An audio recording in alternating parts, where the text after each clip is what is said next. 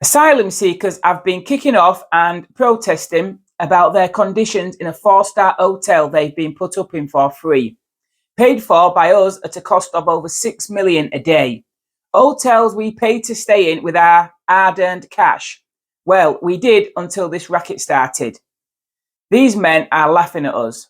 Also laughing at us are the reprehensible human rights lawyers like the guy in this clip that have helped turn this country into a laughingstock.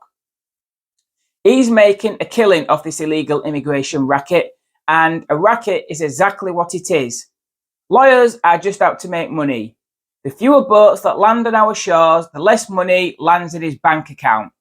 Listen to this. While these people are in the UK, should we allow them to be in comfortable hotels, provide them proper, humane accommodation? For instance, it's not just them or, the usual lefty loonies complaining about this, but seriously, what doesn't look good and what doesn't reflect well on the government is these people on the footpath having to sit on the street because their hotel rooms are not good enough for them to be staying in. Can I just put to you, show something, just literally a cursory look online. It's called the Comfort Inn, and it's got a rating of 4.5 stars out of 5 from the many thousands of people who have stayed in there.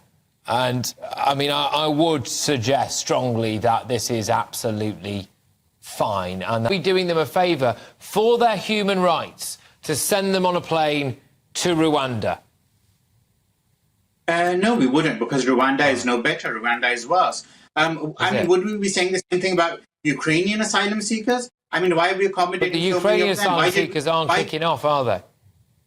Because we brought them over on planes. And everyone's always moaning about and complaining, pointing out the fact that most of the channel crossers and small boats, people crossing small boats, are men. So what, do we actually prefer it to be women and children? Do we want women and children risking their lives? It would feel... So, I mean, I just really understand the logic there. Of course it's men. I'll tell you the logic. I'll explain it to you. I'll explain it to you. People would find it a lot more easy to accept and tolerate women and children coming over because they naturally would appear to be more vulnerable than some of the young men who wander over on a daily basis. It appears more believable that women and children would be in more need of urgent asylum than someone who looks like a 30-year-old bodybuilder. It might be more believable, but I think it's definitely the right decision these families make. Okay, let the men go over.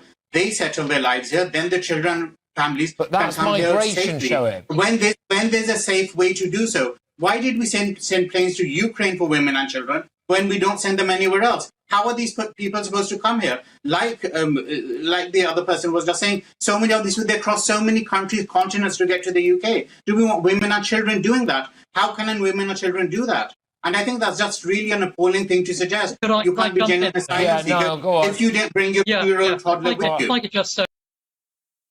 Proper accommodation. It's a hotel. What on earth is he talking about? Their rooms aren't good enough to stay in. The absolute cheek of this guy. Then he has the cheek to say we are no better than Rwanda. It's outrageous. His argument is these people have a God-given right to come here. Once they cross multiple safe countries to get to the UK, they are then economic migrants. They are crossing continents to get to the UK, he says. And how else are they supposed to get here? There are no safe routes. Well, that's because they aren't supposed to get here, full stop. They are not our responsibility and we do not want them.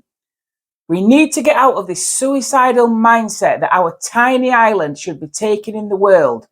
These people are not our responsibility, and just opening the borders to them all is suicidal. The government needs to get a grip of these parasitic lawyers and put an end to this racket. I can't see it happening anytime soon, though. This government is about as much use as a chocolate fire guard, and Labour will be even less use.